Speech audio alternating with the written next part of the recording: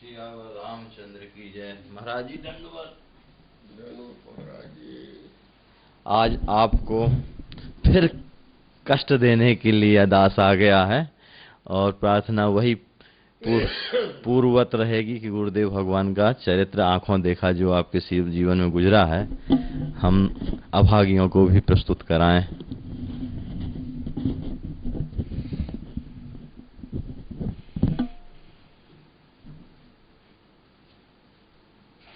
कई बार मन में आता है कि कहाँ से प्रारंभ किया जाए और कहाँ समापन दिया जाए। वही निज गिरा पावन करण कारण, राम जस तुलसी कहो। रघुवीर चरित अपार वारिधि, पार कवि कौने लहो। उनके चरित्र का तो पार शायद कोई ले भी ले। आचार्य चरित अपार पावन। आपको कुछ मधुर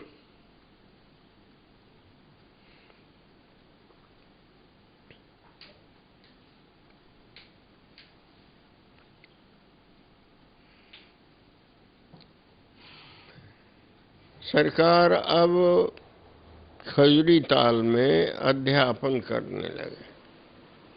कुछ समय हो गया। वहाँ की दो घटनाएं मुख्य हैं। एक तो देवी जी का मंदिर गांव में था। तमाम सब कोलों की अपवित्र बस्ती में स्वामी जी ने कहा देवी को ऐसा पवित्र स्थान में नहीं, तो खजूरी ताल के उस सरोवर के तट में ही उन्होंने एक मंदिर बनवाया। महाराज जी से आग्रह करके बन गया। देवी की मूर्ति वहां से लाके प्रतिष्ठा कर। अब उन कोलों को बड़ा वो लगा उनकी, तो अब एक दिन देवी आई, चढ़ी, बड़ा उछल कूद मचाने लगी। खा ले हो, जरा डरी हो, पूरे गांव का तहस नहस कर डरी हो। मैं हुंजरी जाते हूँ जहाँ मुँह बैठा दी नहीं। बहुत देर तक नाटक चली। सब लोग प्रभावित हो गए। उस समय के बड़े विद्वान थे श्याम सुंदर जी, व्याकरण के पंडित थे, विद्यालय में पढ़ाते थे। उन्होंने कहा पंडित जी ये क्यों कर दिया, रहने देते उन लोगों को। सरकार अपना चिंता न करी। पहुंच गए, पकड़ लिया झोंटी देवी की और कहा 10 पन ही लगाओ हम, और जो वो किया कल ले जाऊं करते हो उसे। हो गया पंडित जी, हो गया पंडित जी, मैं कुछ न करी हूँ, चले गई हूँ। देवी की वहाँ पूजा होने लगी मंदिर में, वो चले शांत हो गए। एक घटना घटी कुछ दिन के बाद। खजूरी ताल स्थान में एक संत रहते थे जिनका नाम था बंटी दास बाबा। लंबा चोंगा सन्यासियों जैसा लाल रंग का पहनते थे, मुंडित भी केस रहते थे, पर सन्यासी थे भी कि नहीं, नाम जापक अद्वितीय थे। निरंतर नाम जप करते थे। स्वामी जी ने बताया कि उनकी उंगलियां इतनी घिस गई थीं कि वो उनमें टोपी चढ़ाए रहते थे कपड़ा की। एक दिन पंडित जी जाने वाले थे विद्यालय, 10 बजे खा के आ जाते थे। बंटी दास जी मिल गए, बैठ गए। कहा तिलकधारी जी आइए, थोड़ा सा बैठ जाइए। हाँ सरकार। कहा आप नौकरी करते हैं, आपका नौकरी करना हमको सहन नहीं होता। नौकरी नहीं सरकार, ये तो पढ़ा दिया करता हूँ, और ब्राह्मण का तो काम है विद्या पढ़ना, विद्या पढ़ाना।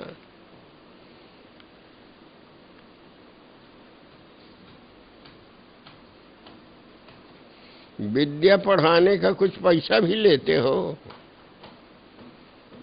कुछ दे देते हैं महाराज जी प्रसाद में। घर में कुछ खेती होती भी होती है।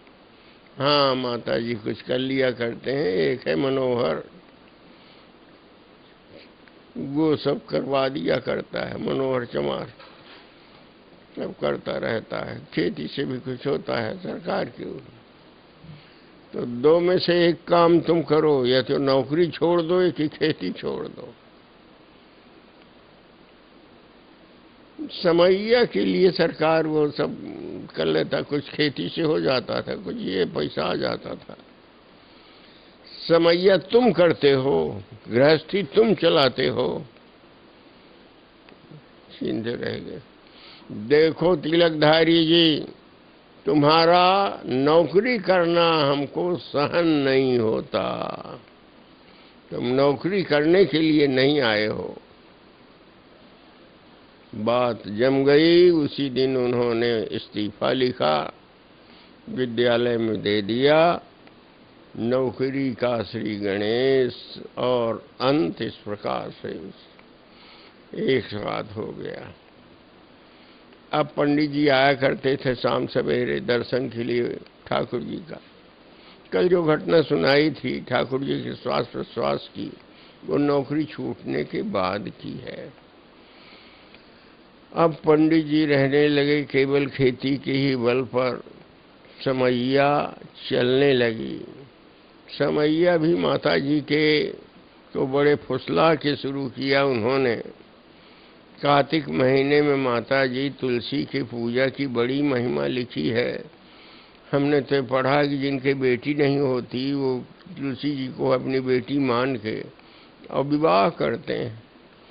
तो हमारी तो इच्छा है कि इस बार तुलसी जी का विवाह ही कर लिया जाए। हाँ बेटा, तुम्हारे भी कोई बहन नहीं है तुलसी जी को।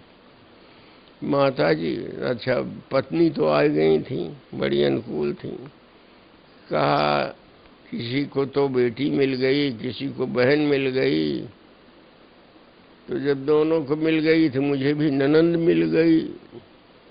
अरे आप नहीं जानती हैं, नाम है तुलसी विवाह का, असल में विवाह तो श्री किशोरी जी का ही होना है। जानकी सहस्त्र नाम में एक नाम किशोरी जी का तुलसी भी आया है।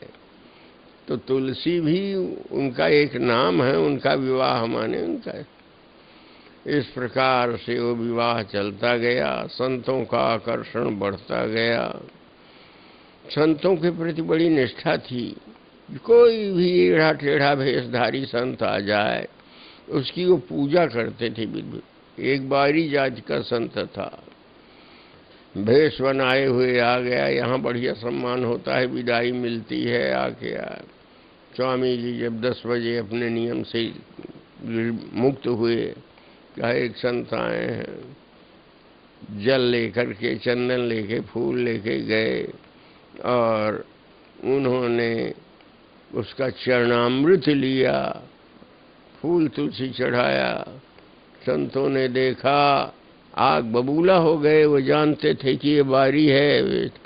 पंडित जी व आप जैसे विद्वान भी जब नाऊबारी की पूजा करने लगेंगे तो हम लोग कहाँ जाएंगे। मैंने नाऊबारी की पूजा नहीं किया महाराज जी, मैंने तो संत की पूजा किया है। चरणामृत मैंने मांगा, उन्होंने दे दिया, न देते तो मैं हट नहीं करता।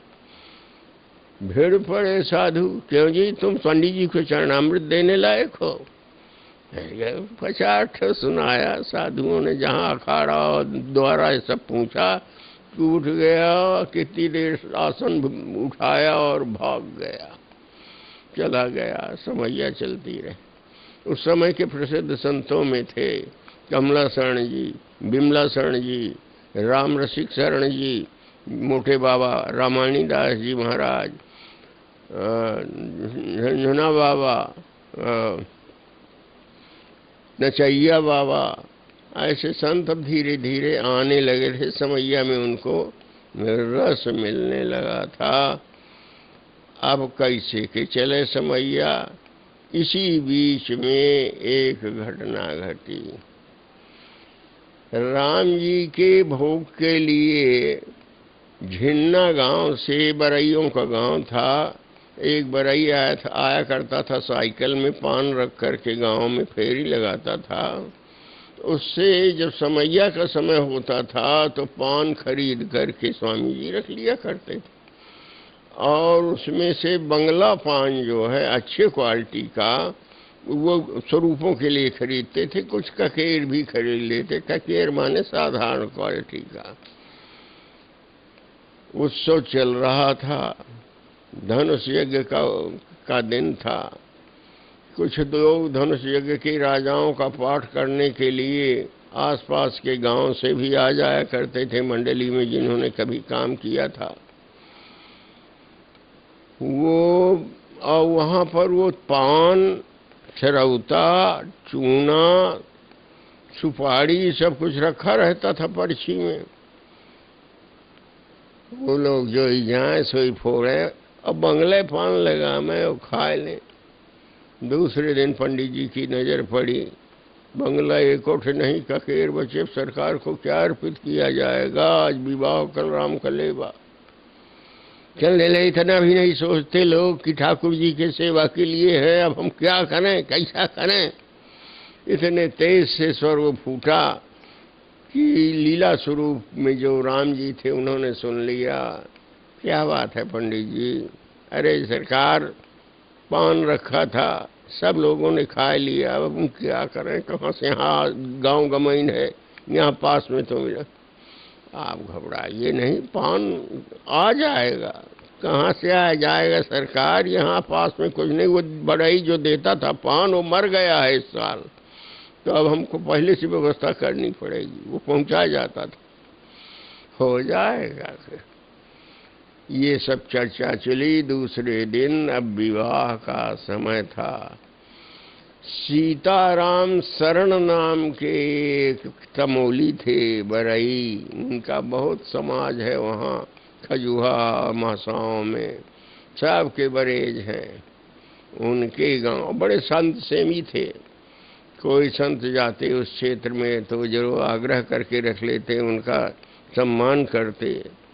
कोई लाख कहता कि अब भोजन न करेंगे, शाम को यदि पहुँचता तो फिर उग्र रूप भी होता सीताराम स्वर्ण जी का। साधु न हो, निर्दयी आए, गृहस्थ का धर्म ले आए हैं, और या तू पंछी न खाको। हो गया जहाँ ये सुनते क्रोधावेश, तहाँ संत लोग पानी पानी। हाँ भाई, जैसा कहा तैसे करो।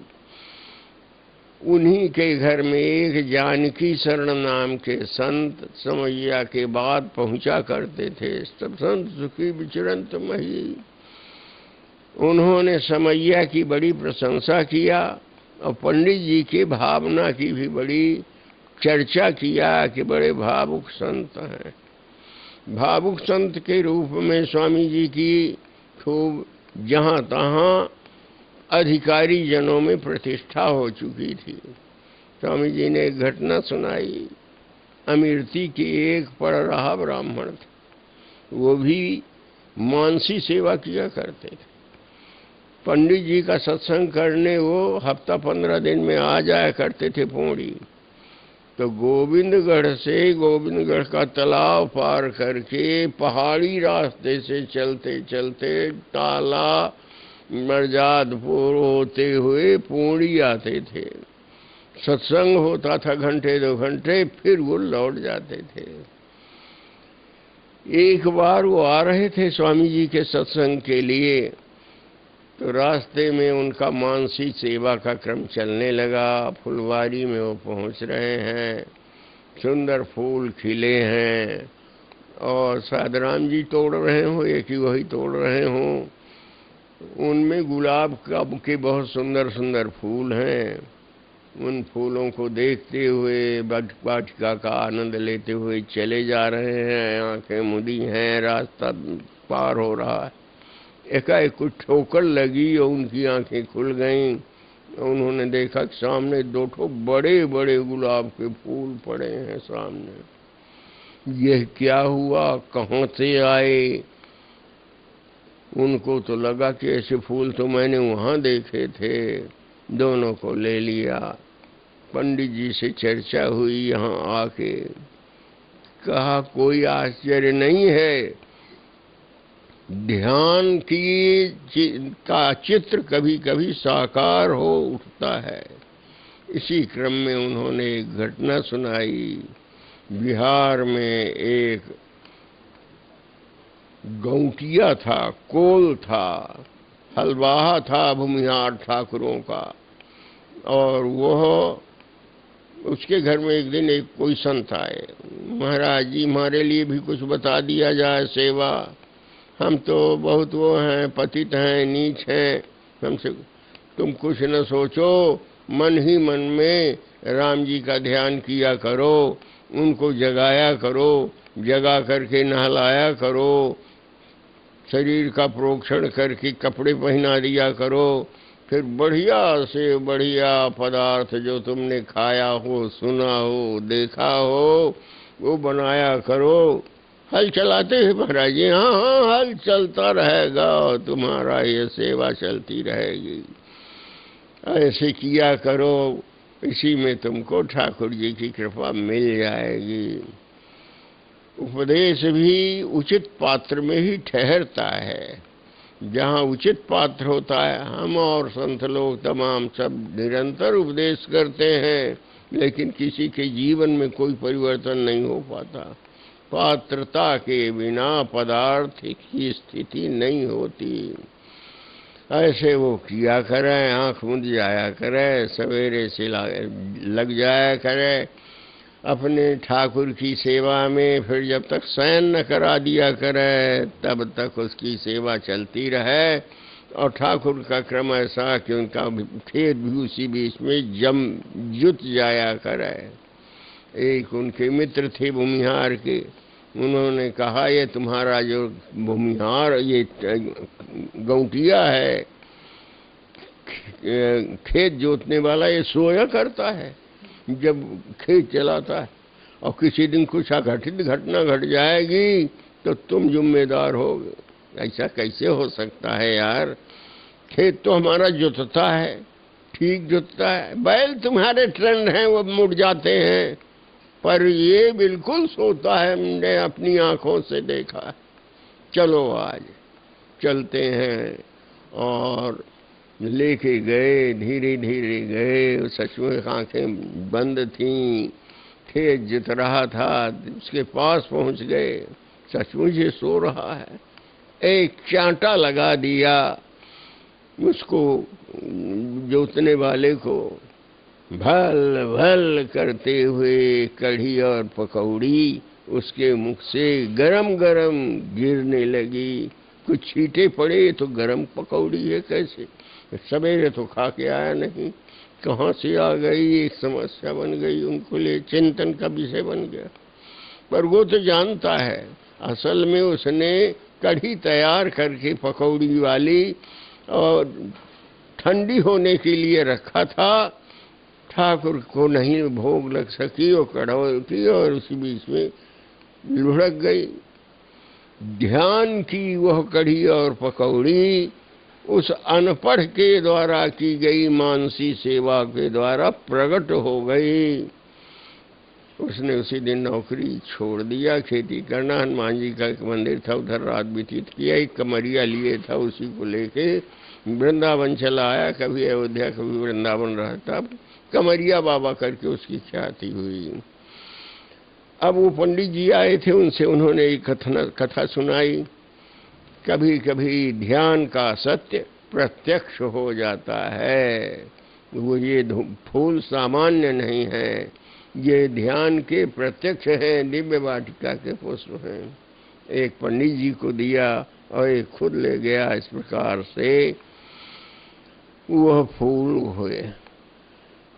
अब मैं आपसे ये चर्चा कर रहा था कि बंटी बाबा ने कह दिया कि तुम नौकरी छोड़ दो, छोड़ दिया। उसी दिन ये सीताराम शरण जिनकी चर्चा की जा चुकी है, उन्होंने कुछ बंगला पान रखे अपनी टोकरी में, और सहेज करके संत के कहने के अनुसार पहुँचे कि हम जाएंगे पूड़ी में ये सेवा करेंगे। पूड़ी कभी आए थे नहीं, कहाँ है कैसी है। अमरपाटन पहुँच गए। अमरपाटन से लोगों ने बताया कि पूड़ी तो यहाँ से 10 किलोमीटर आगे है। वहाँ पहुँचे, यहाँ तो कोई समैया वमैया नहीं होती। वहाँ बताया कि परसवाही में समैया होती है, यदुवंश प्रसाद ठाकुर बाबा के यहाँ। कई सौ रात भर वहाँ पहुँचे, वहाँ रुके। कहा वो पौड़ी दूसरी है, ये पौड़ी दूसरी है, हमको कल जाना है खजूरी, वहाँ तक साथ चलेंगे, तुम साथ में चलना। रात भर सीताराम शरण परसवाही में रुके। सवेरे ठाकुर बाबा के साथ घोड़ी में चलते थे वो। उनकी पान की टोकरी उन्होंने अपने उसमें रख लिया। खजूरी ताल पहुँच गए। कहा अब इनके साथ संत जाएंगे, चले जाना। अनुराग दास नाम के एक वृद्ध संत, जिनकी चचा दास ने किया था, एक तारा लेके बड़ी मस्ती से गाया करते थे, वो जा रहे थे समैया में। कहा हम जा रहे हैं, चलो। वो भी पहुंच गए, समैया पहुंच गए। पंडित जी को प्रणाम किया। एक टोकरी मंगा दी जाए, मैं कुछ पान लाया हूँ, ये रख लिए जाएं। तुमसे किसने बताया कि यहाँ पान चाहिए, और ये पान कितने के हैं भाई, कैसा क्या है? सरकार ये पान अपना बरेज है, बेचने के लिए नहीं आया, ये सेवा के लिए लाए गए हैं, ये पान रख ले। तब उनको याद आई कि राम जी ने कहा था कि चिंता न कीजिए, पान आ गए, सब कुछ हो गया। अब सीताराम शरण जी ने एक प्रस्ताव किया, उसके 30 अब हर वर्ष आने लगे, पान आने लगा। प्रस्ताव किया कि ऐसे घर में रहे आने पर